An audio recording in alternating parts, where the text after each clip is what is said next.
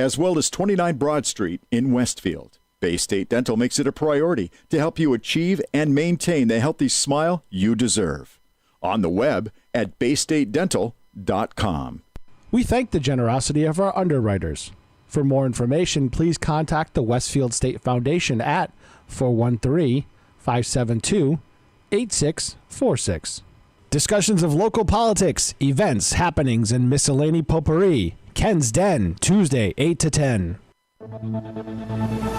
Live from the campus of Westfield State University, this is 89.5 FM, WSKB, Westfield.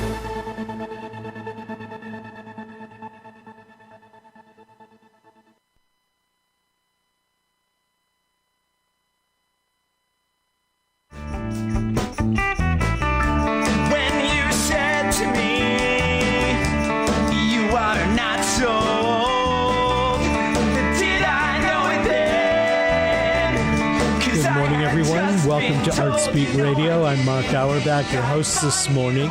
Peter Coles is our chief engineer. We're broadcasting from 89.5 FM WSKB from the campus of Westfield State University. We've got a nice program for you this morning. Our first guest is CJ Palikowski from the new musical Girlfriend, which is at TheatreWorks in Hartford. TheatreWorks is performing this show at the Wadsworth Athenaeum. It runs through the end of April.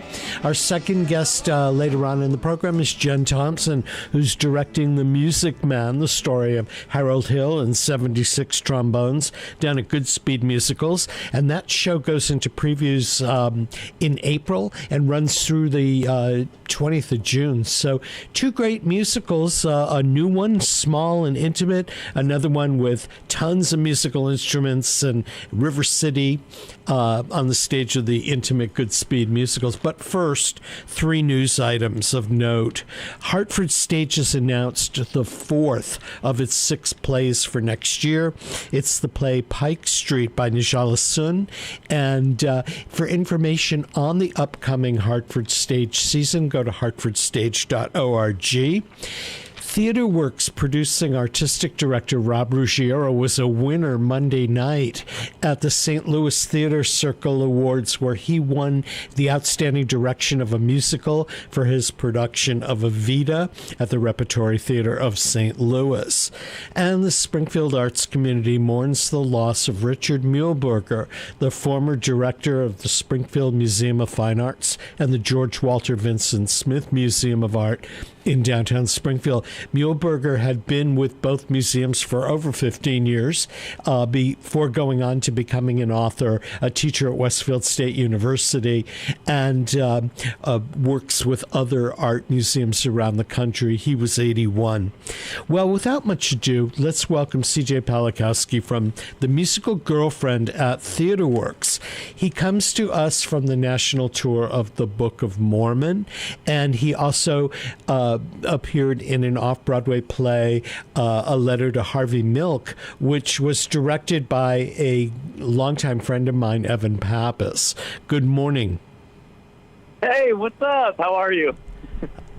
I'm having trouble hearing you. Can you hear me now? Yes, I can. Welcome good.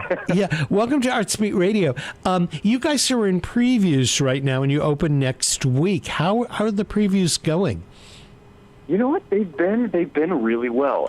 We're performing at the Wadsworth, which I know is a new space for TheatreWorks in general, but the theater there is wonderful, and the audiences, it's been a packed house every single preview, and the audience has been responding really well, which is like always reassuring when you're an actor on stage.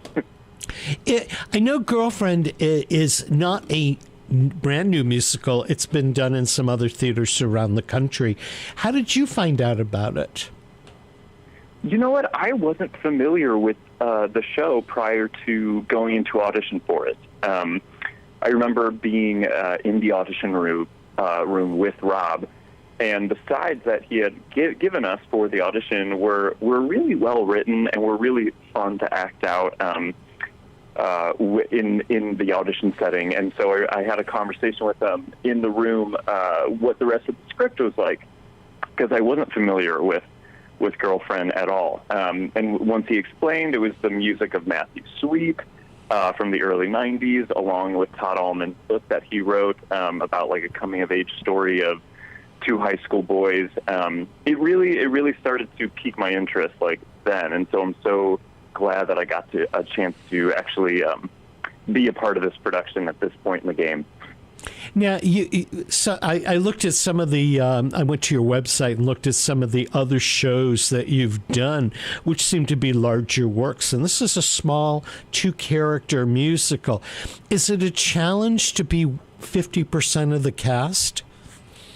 You know what? It's incredible. I think a lot of actors, like, we wish for this kind of work environment half the time.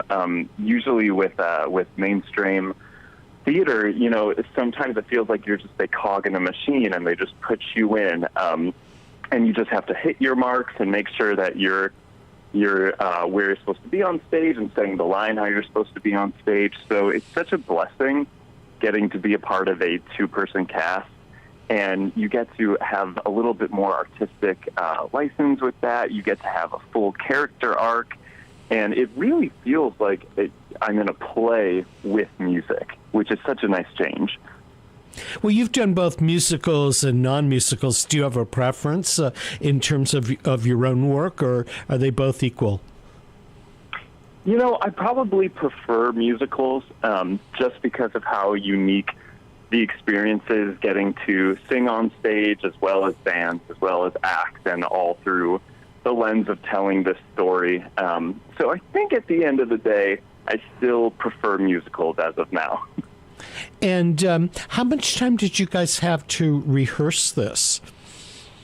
We rehearsed for about 3 weeks, and that included tech and now into previews. And 3 weeks was really like a perfect amount of time for a 2-person show. We run about a little under 90 minutes with no intermission, so it's really a good amount of time to like feel the ins and outs of the characters and find that plot line. I know that the Wadsworth is a much larger theater space than TheaterWorks' own theater. Is it a space where you feel that when you're on stage, you're reaching out to the last row of the theater and they're close to you, or does it feel like a huge hall because there's only 2 of you on stage? You know, it still feels pretty small and intimate. I know. Rob was telling us, and our management team was telling us how much larger of a space is compared to the TheaterWorks home that everyone's used to. But even with Mormon, like we were playing these like 2,000 seat houses and 3,000 seat houses across the U.S. So I think I'm used to a little bit of a larger auditorium. So honestly, like the Wadsworth kind of feels like right at home, and it still feels like it's intimate enough where there's truly not a bad seat in the house, particularly for a rock musical. Now, I mean, it's a rock musical, and it's set, I guess, in the early 1990s? Correct. Okay. Do you think that, it's about 2 boys who meet, develop a relationship and all. Do you think that our world has changed since the 90s where it's kind of a nostalgic look back? Or do you think that it's still very relevant and kind of daunting in today's world? I think it feels nostalgic only in the sense of the costuming and some of the pop culture subject matter on stage. Other than that, you're just watching two individuals navigate how to address like having a crush on each other and like what you do after high school.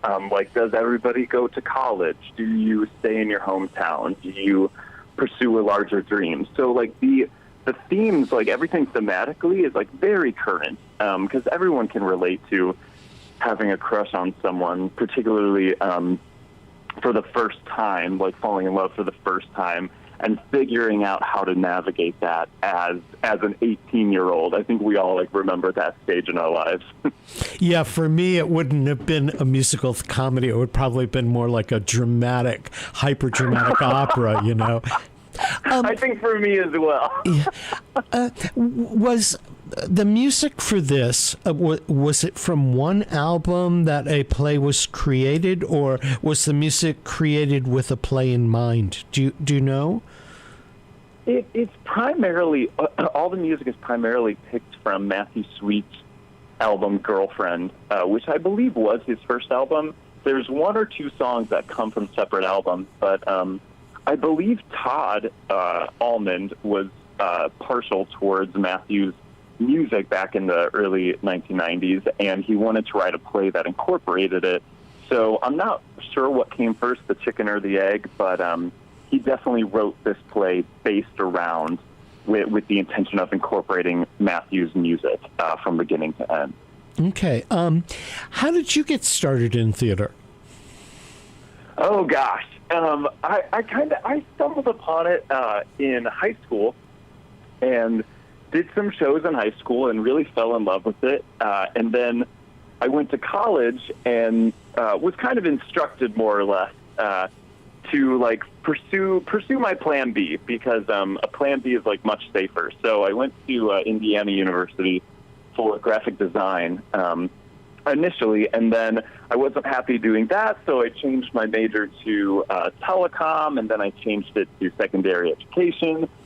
And by the time I was a sophomore, I had gotten cast in one of the main stage shows at IU, and I just realized that the best part of my day was waiting for rehearsals that evening. And finally, I had this wake-up call of, well, you know what, those rehearsals, that could be my entire day. That could be my course load. So I truly just decided to pursue a passion and pursue something that I love and never look back. So that's how I wound up here. So from Indiana, you went right to New York? Yeah, I graduated in 2012, 2013. And then I moved to New York right afterwards. And the city had treated me very, very well from the get-go. So yeah, fast forward 5 years later, and I'm here in Hartford doing this new piece, which is wonderful. Is this, I know that you've done New York work and you've done big national tours. Is this one of your first opportunities to do a regional theater? Yes, yeah. I've been lucky enough just to do a lot of citywide work in New York. So it's a lot of new shows that start as readings or as concerts, or off-Broadway shows like A Letter to Harvey Milk with Evan Pappas. And I also did The Underclassmen with Prospect Theater Company, which is wonderful. But this is one of the most recent regional contracts that I've gotten to do, and luckily it's only 2 hours outside of the city, so it's kind of the best of both worlds. That's true, and people from New York can come up and see things that are happening in the theaters around here. So it really is kind of an extension of New York in many ways. Yeah, and that's the wonderful thing about it. Theaters TheaterWorks Hartford and Hartford Stage and Goodspeed, they're so close to the city. So you can really, I was actually just back in the city yesterday because we had a little bit of time off. So it's just nice to be close to home still and also be able to leave and get out of the hustle and bustle and be able to come here and just create good art. And one of the things that I've noticed between the theaters in northern Connecticut and Goodspeed and the theaters, we're just over the line in Massachusetts, and there's a big theater scene in the Berkshires. All of these theaters, from TheaterWorks to Barrington Stage and Berkshire Theater Group and Williamstown, they're all producing plays and musicals that in many cases go on to off-Broadway or Broadway work, and a lot of the people that are involved that come here year after year after year are New York people that, it's just a 2-hour train ride to Hartford or to Goodspeed or 3 hours up to the Berkshires. So it's kind of an extension of their work in the city. Yeah, and that's what's exciting is that all these theaters like right in our backyard are doing new work, and that's the best time for an actor to get in with the show is right at the ground and like help these creative teams build these shows and develop these characters. Because you never know where a show will go. Like, we never know where Girlfriend will go. Like, it could go off Broadway, it could transfer to Broadway, and when you get in at this stage, it's so nice and refreshing for an actor because like there's no strings attached. You still get to play on stage and develop it with the director and the whole team. Do you find the audiences up here different than the ones in New York? Or I know you took Book of Mormon out all over the place. Is the Hartford, Springfield audience different? You know, they seem so welcoming and lovely thus far. New York definitely always has a rather critical eye because you get the best of the best and the worst of the worst there. So they've seen it all. So sometimes I feel like it's hard to impress New York patrons, but Hartford has been such a lovely experience thus far, and you know, we've done the show and we've been stopped on the sidewalk afterwards by by patrons, and they have lovely things to say about the show. So they seem to be super welcoming thus far, which is always nice. And you're working at a theater, at TheaterWorks, where the audience seems to be very much invested in the theater. They're not coming just to see the show necessarily, but I attend probably most of the shows that TheaterWorks do, and they're coming because they believe in TheaterWorks and what Rob Ruggiero has developed in Hartford. So they're pretty open-minded about what TheaterWorks is doing, and they'll come back show after show, whether it's a play or a musical. That's incredible, and I think it speaks so much to Rob in general and how much they trust him and what he brings to his season every year. And David, my coworker, and I, that was like one of the first things that we really felt when we came to Hartford was just like the community support for TheaterWorks. On top of that, like Rob's team that he has there, like our management company, is absolutely incredible. One of the best that I have worked with across the country. So you can feel the support that this theater has, and I know Hartford Stage also has.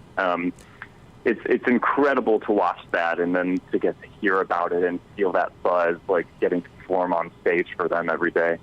One of the things that we here at WSKB are really indebted to TheaterWorks because last December we had the opportunity to take Artsbeat Radio on the road, and we did a broadcast live from the stage at TheaterWorks, and the stage was set up for their play Christmas on the Rocks. We had a chance to interview a lot of the cast and a lot of the behind-the-scenes people, the directors, and they talked about the renovations and the excitement that TheaterWorks is generating. For me, being a theater person, to do a show, a show from a stage like TheaterWorks was a total thrill.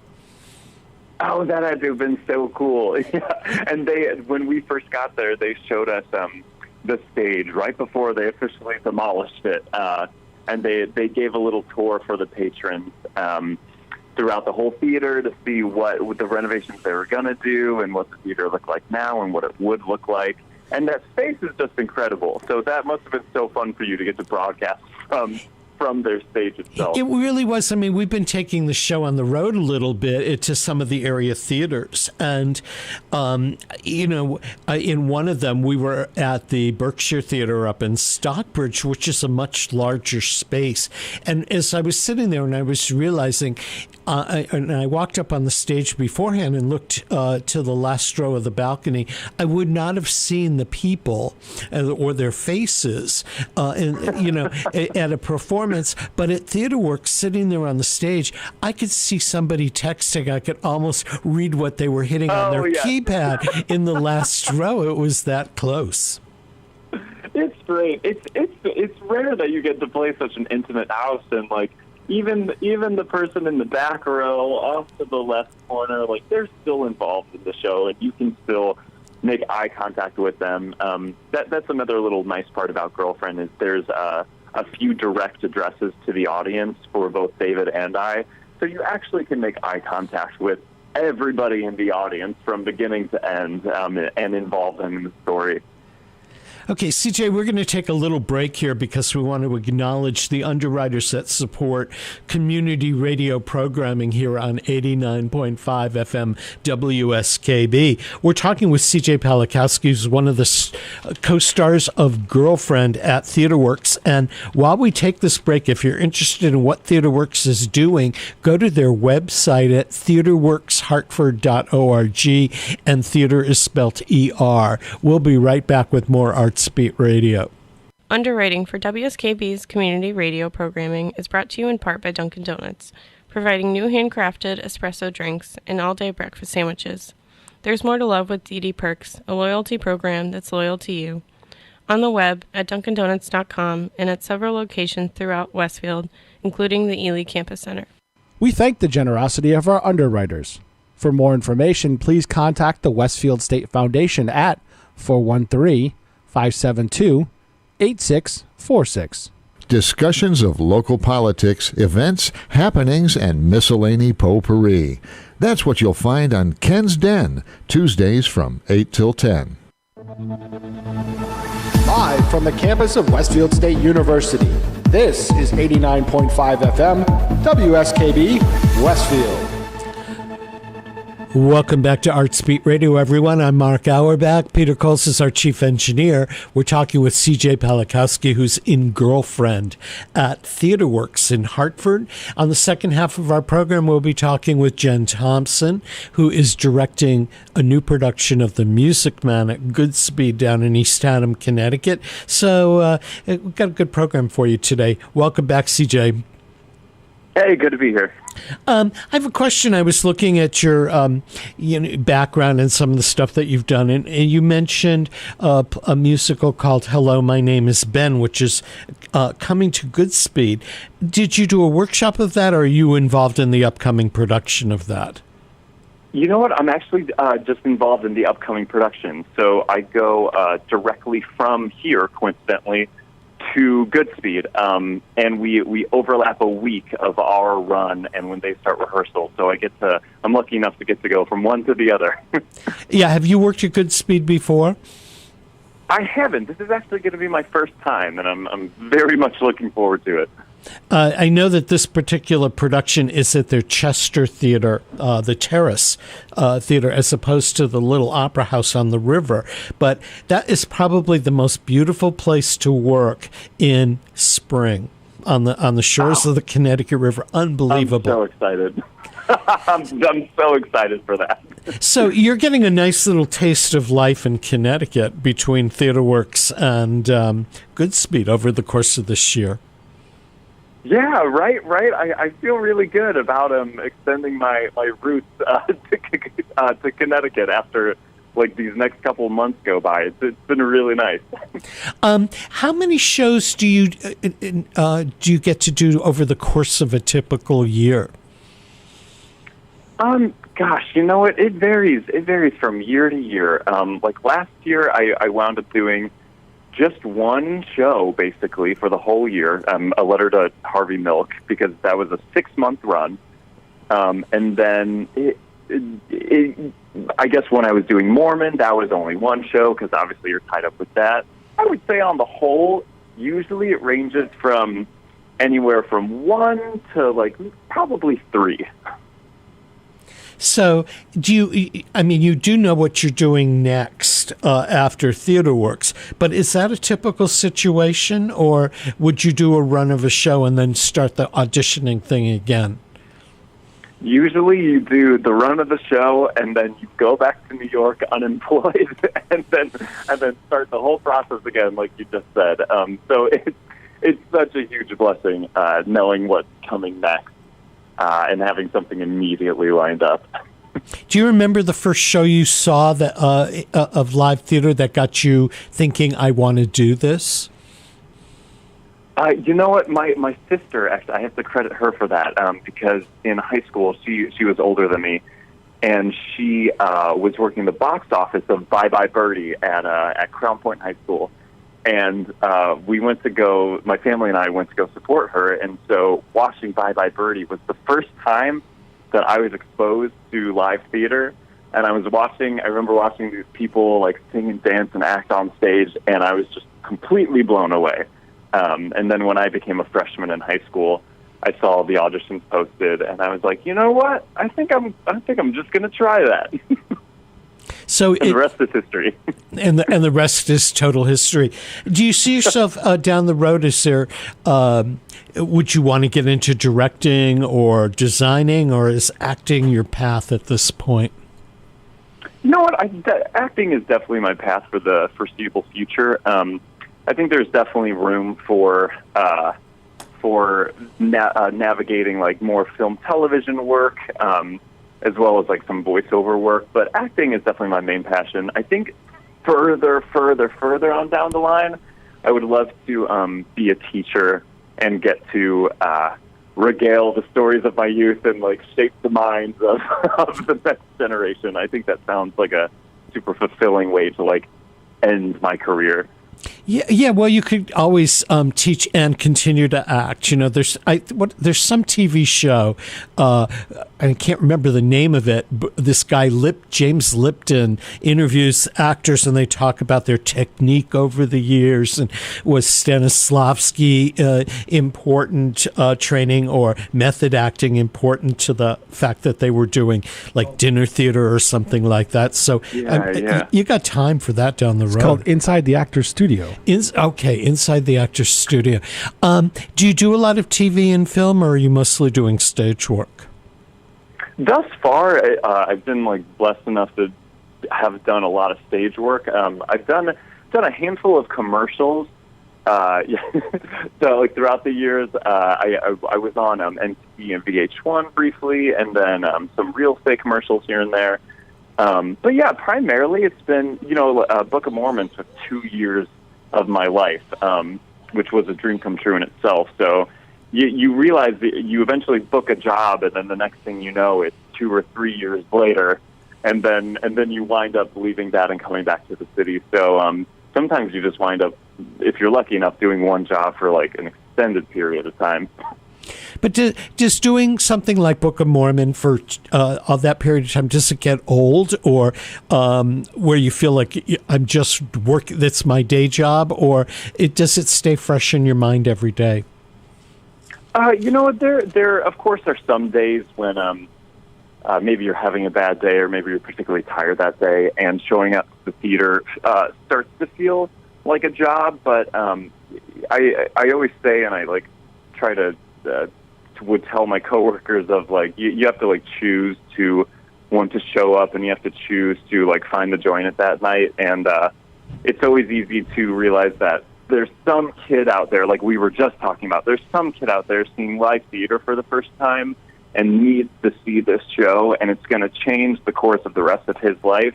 And so it's easy to then go on stage and like you take yourself out of the equation and you're doing it for him. Or her. Exactly.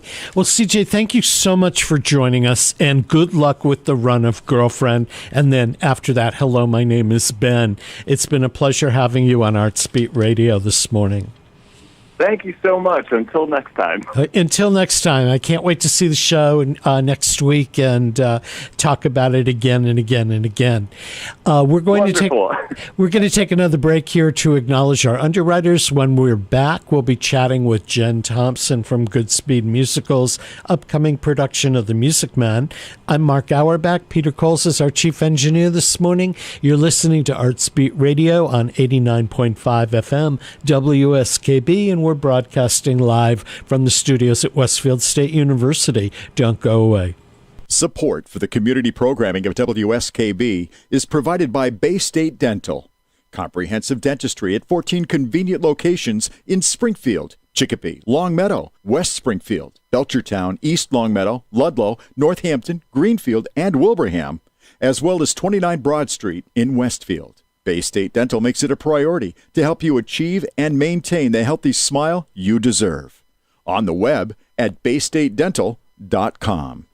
Westfield State University is now enrolling for their College for Kids program that runs this summer from July 8th through August 2nd. Classes are available for 4 weeks for students ages 5 through 15 in topics such as digital media, science, magic, cooking, and art. To register online for the courses, visit our website at www.westfield.ma.edu/CFK. Give a Hoot Day 2019. Fellow Westfield State students and alumni, please join us for this year's Give a Hoot Day on April 10th and 11th. The Give a Hoot event plans to focus 1,839 minutes of their efforts on encouraging donor participation in support of securing the best possible future for the university as well as its current students. This year, Give a Hoot Day is putting emphasis on increasing student participation with the event. For Give a Hoot Day, donation jars will be located in both Wilson Cafe and the Dining Commons, one for each class, as a fun way to raise money for the university. When placing a donation, students will have the chance to write down their name and graduation year. The class with the most students who participated will win a cash prize for their class council. Hashtag Give a Hoot Day will be held on April 10th and 11th this year at Westfield State University. We are encouraging all students to wear their Westfield State University gear on these days to help showcase their school pride and sense of community. We thank the generosity of our underwriters. For more information, please contact the Westfield State Foundation at 413-572-8646. Friday mornings is something different on 89.5 FM. It's JP's Talk About Town. Community Radio. 89.5 WSKB. Live from the campus of Westfield State University. This is 89.5 FM, WSKB, Westfield. Welcome back to Arts Beat Radio, everyone. I'm Mark Auerbach. Peter Coles is our chief engineer.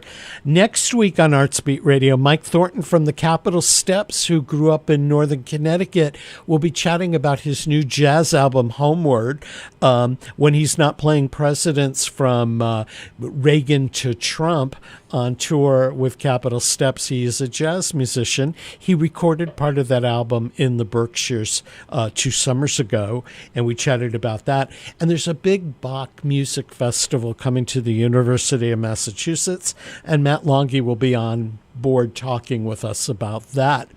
Our next guest I'm really excited to chat with. It's the director, Jen Thompson. I've seen 3 Jen Thompson productions in the last couple of years. The musicals Bye Bye Birdie in Oklahoma at Goodspeed, and most recently A Doll's House Part 2 at Theater Works in Hartford. And Jen Thompson is currently in rehearsal for The Music Man, which opens the Goodspeed season just down the road, runs through June. You can find out information at that at goodspeed.org. Good morning, Jen. Good morning, Mark. How are you? I'm great. How are you doing? I'm good. I'm sitting here with a cup of coffee and my PJs talking to you. So good. Well, I'm a little more formally dressed, but I've got my little cup of coffee here that's getting me through the morning. My first question to you is, I know this is at least your 3rd time at Goodspeed, but how do you take a big musical like The Music Man and fit it on that small stage? Well, it's a very good question, especially considering what I'm doing right now, which is literally sitting here and sort of mapping out the final 2 big scenes of the show, which we will be staging today. It's like a math equation, and it takes a lot of sort of pre-planning in a certain way. Certainly this show, because this is definitely the biggest one I've done at Goodspeed. And it needs really what it is it needs a lot of sort of pre-thought and a plan, and then you get in there and almost always you come up with something better on its feet because the actors are participating in that, and it's much easier to do it with people than it is on paper. But you kind of got to go in knowing where they're going to go, where they're going to sit, where they're going to sing. Yeah, The Music Man is an iconic musical that most people have either seen the film with Robert Preston or seen a production, whether it's a high school production, community production, or one of the occasional revivals that happen. What intrigues you about The Music Man and draws you to it? Well, I think it is that the staying power of it. It's just first of all, I will say it's just a beautifully made show. And I think one of the things that's so interesting about it is the feeling that we all have about it, and why I think it's remained popular for so long is its accessibility. And, it's sort of everybody's hometown by the end of the show. And it really elicits that feeling of belonging and community and town spirit, all of those things. But, for all of its, folksy charm and that kind of idea, it's a really sophisticated piece of writing. And the music is, and the lyrics. The score gets a lot of credit, and he's a beautiful composer, but the lyrics are just gorgeous, smart. They move the story, they go to character, all of those things. So I think it's the craft. I think it's that combination. And it's one of those shows, feel good is overused, but it is, even in rehearsal, people are sort of almost kind of blissed out, even just working on the material. And it's one of those shows that, I think the first time I saw it was in New York. The first time I saw it live, and Dick Van Dyke was Harold Hill. Then I saw a production of it at Connecticut Repertory Theater at the Nutmeg Summer Series a couple of years ago, and the Harold Hill was Barrett Foa, who had been in Avenue Q, and he was a very young Harold Hill. And then I saw a community production of it at Berkshire Theater Group in Pittsfield, where their Harold Hill was in his late 20s. It's a show that really is so open to interpretation, both in age and in energy and all of that. You directed Oklahoma a couple of years ago at Goodspeed, and you gave it a whole new imagining with people in it that looked like they were teenagers that were moving west, which would have been appropriate at the time. Are you finding a new life in this production of The Music Man? Yeah, absolutely. I mean, I think, I think that modern audiences, responding to older material, we kind of, it's sort of our charge to figure out a way to stay true to what the material is. That's kind of first and foremost on my mind. What is the story, time and place? What feels authentic emotionally about the story, and then to sort of give it, infuse it with a modern sensibility enough so that modern audiences don't feel like they're watching a museum piece. And a lot of that has to do with just, empowering the actors to live in it in a way and respond to it in the way that they would. And, it's a slippery slope because it still has to be a period piece. It's very much of its time. It was written in 1957, but it's about 1912. And Meredith Wilson, who wrote it, was, really documenting his childhood. He was born in 1902, and this is his story. He's sort of like Winthrop in the story, who's our young featured actor. And I think it really is about, I don't set out to say, like, how can I refresh this or how can I change it? It's just allowing people to come with a kind of a modern sensibility and approach to the work.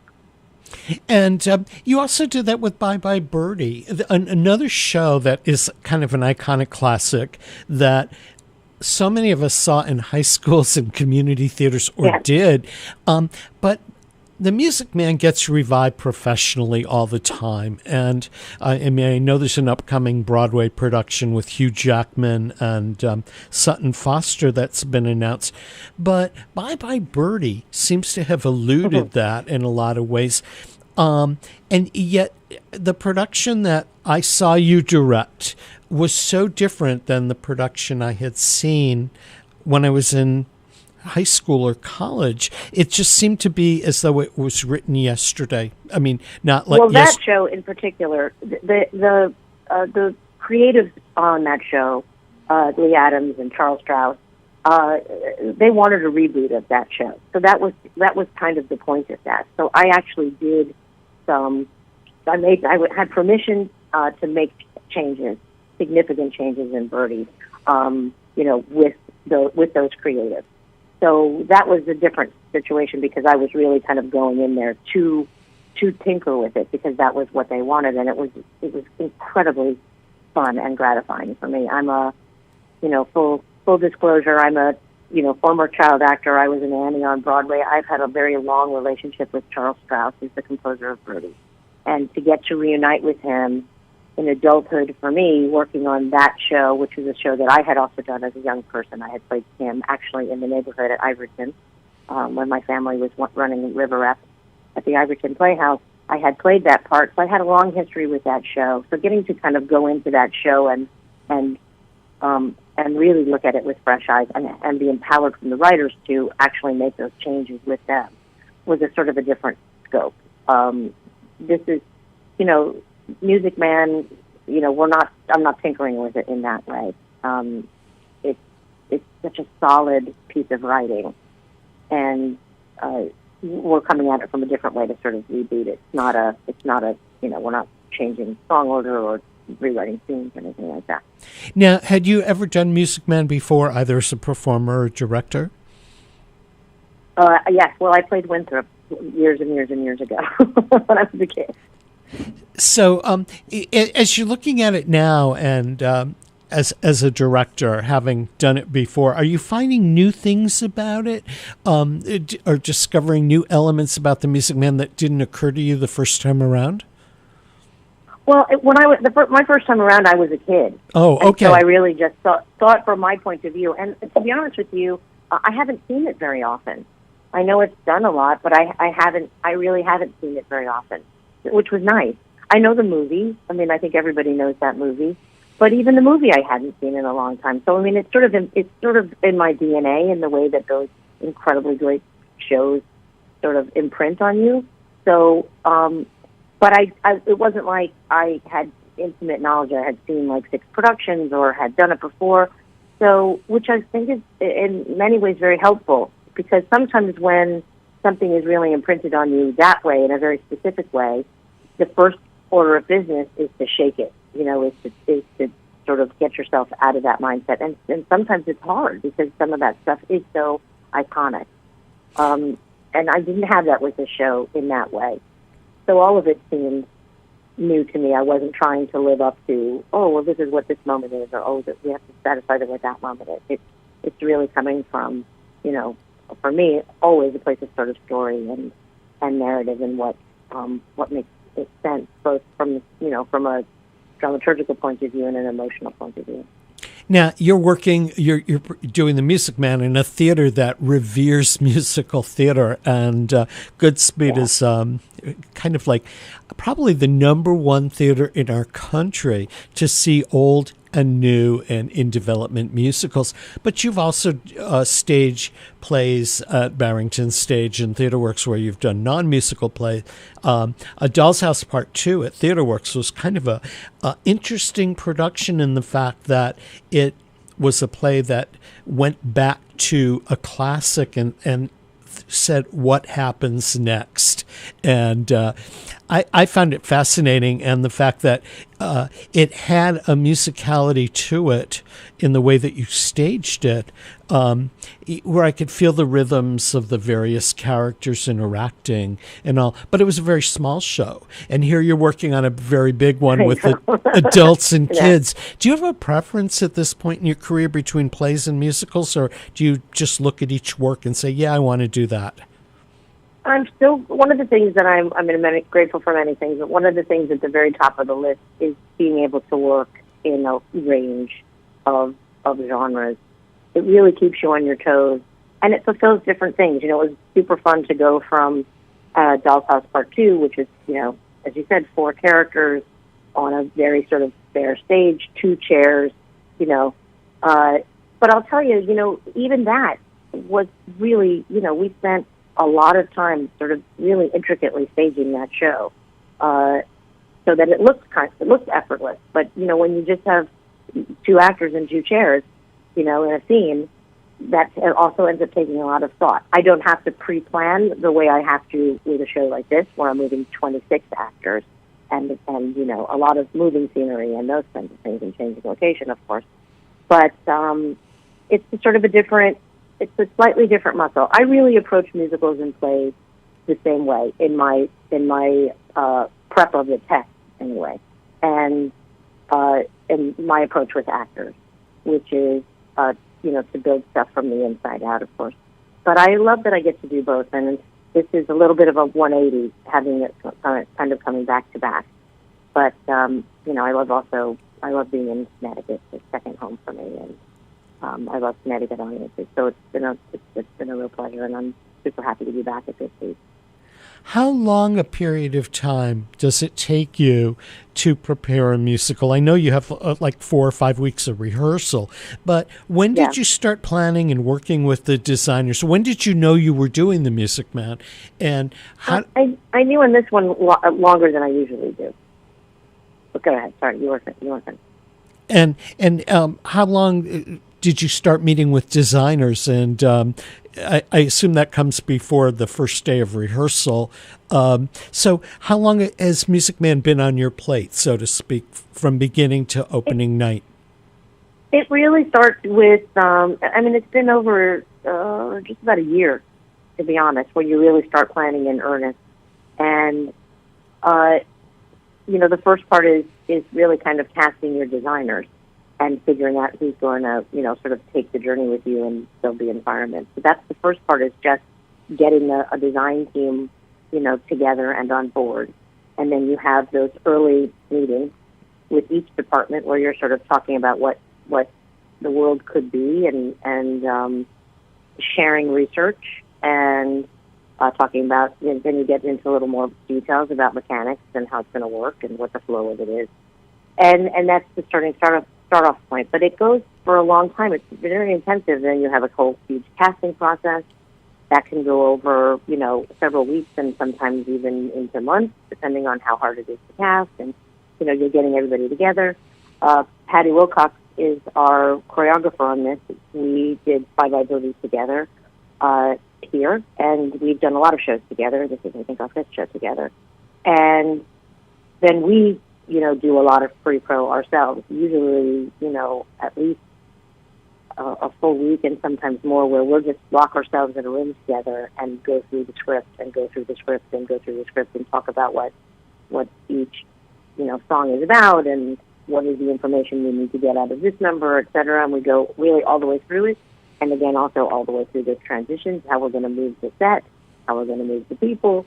So it's taken a long time. It's intensive, and it spans over, 6 months to a year out, perhaps. And you're not working every day, all day long on it, but it's a very long process. And then it's lots of trips up here. I have children in the show that are local Connecticut kids, and so I was up here a lot casting those kids, and up here for meetings. So it takes a whole lot of people to do this. A lot of time. Now, you've worked with Goodspeed before, so they know your style of working and you know theirs. What makes Goodspeed a place that you like to return to? Is there something unique about it for you as a director? Well, as I said, I've been coming up to this area since the late 80s, early 90s, when my family took over the Iverson Playhouse, which had kind of fallen on hard times, and started River Reps, and we became the resident professional theater there for almost 20 years, 95 shows or something like that. So this is really, this feels like home to me, this whole area. And my relationship with Goodspeed goes back even further, because my parents, who are both actors, both worked at Goodspeed multiple times. Including, I think, the summer I want to say 13 or 14 years old, and they were in back-to-back shows. My dad was in the summer show, my mom was in the fall show. So I spent a lot of time up here when they were working here, and that's when I first became introduced to it. So it's been on my radar, it feels like, forever, and a part of my life, and certainly my Connecticut theater life. And there's, in terms of working here, it's, as you said, this is the place where you want to be doing these shows. You just walk into that theater and something happens to you, and it is very challenging in terms of how the mechanics work, but that's also part of the fun. The challenge of that, of figuring out how to make that look seamless, and how to take these big shows and tailor them for this incredibly intimate space. I mean, we all know there's nothing like watching a show on that stage. It's just, it gives you a thrill. It just, your tank is already half full. Just from walking in the building. Now, you grew up in the theater with your folks running theaters and acting. When did you get the theater bug personally and say, this is what I want to do? Oh, gosh, I was like a little kid. So my parents were actors, and I grew up, just surrounded by that life. And there was no interest on my parents' part for me to participate, but, it was one of those things where it just looked like too much fun not to do. So I started at 7 professionally. I just started bugging my parents to let me audition, find me a job, which they were amused by because, of course, they were busy trying to find themselves jobs. Yeah. And I got that first show I went out for, and that was it. I was hooked. And then, it's also sort of part of my family's identity, and we worked a lot together, and so it was very early, very, very early on, like 7 or 8. When did you think as an actor, when did you think I want to direct? That came out of, that was also born at River Ref. That was the first place I ever directed. I could sort of feel it coming even in rehearsal when I was rehearsing plays as an actor, where my mind would start to wander to sort of think about how I would solve a problem that we were maybe working on as actors, in the show with the director. And I would sort of think, oh, I know what to do. I think if we just did this, it would work. So that had been happening for quite some time. But, I made my directorial debut at Ivoryton, and that was kind of it. I really knew once I did that, I was like, oh, feels like a better fit for me in many ways. I could kind of tell that right away. It took me some time to transition, and it took me a little more time to let go of the acting part. It had been such a huge part of my identity, but I could kind of tell that it was a better fit for me temperamentally, almost immediately. How many shows do you, in a typical year, how many shows do you direct? In a typical year, it's like between 3 and 4. It has been 4 for the last several years, which is a lot when you do the kind of pre-pro that we were just talking about. You're always in different stages of development with any given project. So you could be designing one show and casting another show and starting rehearsal for a different show. So it's a lot of balls in the air, and I have a family. I'm a mom, and travel is involved. So I'm very selective about where I go and how much time I spend out of town. So, typically, 4 is kind of an ask for me, just for my, bandwidth.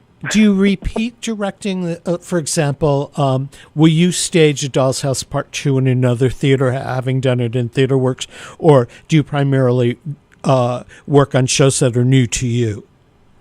I have repeated, but not that much. I've repeated twice. I did a wonderful production of Abundance, the Beth Henley play at Hartford Stage, I believe in 2013. It was Darko's first season, I think, or maybe second season, and he introduced me to that play, and I just fell in love with it, and then I ended up doing it again in New York, and maybe one other show, but I don't repeat that much. And partly is what I was saying is, like, I have to be really selective about what I do and taking myself out of town if that's what it is. And so I'd almost always rather have a new challenge than be repeating something that I've already done. Doesn't mean I wouldn't, but it would have to be the right circumstances. So after The Music Man, what's on your upcoming schedule? After The Music Man, I go home for a bit and immediately kind of go into pre-pro for a production of Into the Woods that I'm doing up at Hudson Valley Shake in the summer, up in Garrison, New York. And this last week on this program, we celebrated the birthday of Stephen Sondheim. Into the Woods is probably his most popular musical, so I would be I'd love to see that again. If somebody were to come to Goodspeed for a to see the Music Man, is there any special moment in it as they're watching? Is there any moment in it that's particularly special to you, where you go, "Wow, I could just watch that particular moment again and again"? Well, we haven't finished staging it all. So for me right now, what I'm looking at is like the finish line of getting it up on its feet. So, I have there's certainly songs that I could just listen to all day. There is, I sort of suspect that there's a moment in Act 2 that I think is going to probably, be lovely, especially for me, but I don't want to say what it is yet because we haven't, the technical elements aren't involved yet, and that will be part of what that is. But, that always happens. There's always things moments and songs and gestures that you end up falling in love with. You've got a lot of kids in this production of The Music Man, and you started as a child actor. Do you see a little of yourself in them as you're rehearsing with them? Well, I definitely, I'm very, because I was a kid actor, I'm very sensitive to how kids are treated. And I try, and the truth is, this is how I approach the work with, adult actors as well, which is, I mostly treat people, I try to treat people the way that I wanted to be treated when I was an actor at any stage of the game. So that is always my approach. And there is something always special to me about working on a show with kids because they bring a sort of brand new energy to it. It's all new for them. And it's very helpful in a room full of veterans who are, pros and cranking it out to have this infusion of that kind of enthusiasm and purity and just love for what it is. It's infectious. And I always find that it just spreads through a company and helps us all kind of get through those days that feel very long and kind of tedious. And it's always a great element to have in the room. I know that when The Music Man opens, spring is officially here at Goodspeed and in the area. Any signs of spring down there yet? We still have little pockets of snow on the ground up here. We don't have that much snow, but I will say I woke up the other day after it had been warm for a couple of days to like that 3 inches of snow outside, and opened my shades and gasped. It's like, oh no, we're going backwards. A little bit. I'm sitting here right now. I'm looking out my window. I see some green. I see some buds trying to make their way out. We're locked in a room all day. I'm in a room for at least 10 hours a day. So, every now and then I have to literally remind myself even what day it is, let alone what the weather is. So, but it's coming. I can feel it coming. That's great. Jen Thompson, thanks for joining us. You can see Jen Thompson's production of The Music Man at Goodspeed, and it runs through June. It's actually been extended. So I would assume that ticket sales are pretty hefty. If you're interested in Goodspeed and The Music Man, as you should be, go to goodspeed.org for information on performances and tickets. Jen Thompson, thank you very much. Oh, thanks, Mark. Great to talk to you. Be well. Look forward to seeing The Music Man in a couple of weeks. Next week on our ArtsBeat radio program, we'll be talking with Mike Thornton, who's one of the stars of the Capitol Steps, the political satire group, who created a jazz album. It's his second album. He's a jazz singer on the side when he's not playing presidents from Reagan to Trump. And he recorded part of the album a couple of summers ago at the Barn in Egremont, Massachusetts, after the Capitol Steps had finished their run at Cranwell. And the album's just been released. It's called Homeward, and he'll be here. And also Matt Longy from the University of Massachusetts Music Department, because UMass every other year does a Bach festival. And they've got one coming up in April. One of the things I like the best is that Bach wrote a piece called The Coffee Cantata, and they'll be performing it at the Bach Festival this year. And I think about it every time I hold a Starbucks in my fingers. So that's next week on Artsbeat Radio. Our chief engineer today has been Peter Coles. We have been broadcasting live from the campus of Westfield State University. And we're going to leave you this morning with a very small snippet of music from the Music Man called Pick a Little, Talk a Little. We'll see you next week on another edition of Artsbeat Radio. I'm Mark Auerbach. Pick a little, talk a little, pick a little, talk a little. Miss Marion! Miss Marion! Miss Marion! Oh, Miss Peru, please join our Delsart committee. You were so dear today, dancing with Professor Hill. You danced like a fairy princess, with the moonbeam for your floor. You had a golden shimmer in your hair and silver shoes for all to see. We know that you will soon unfold a forgiving heart of purest gold here, where a woman's heart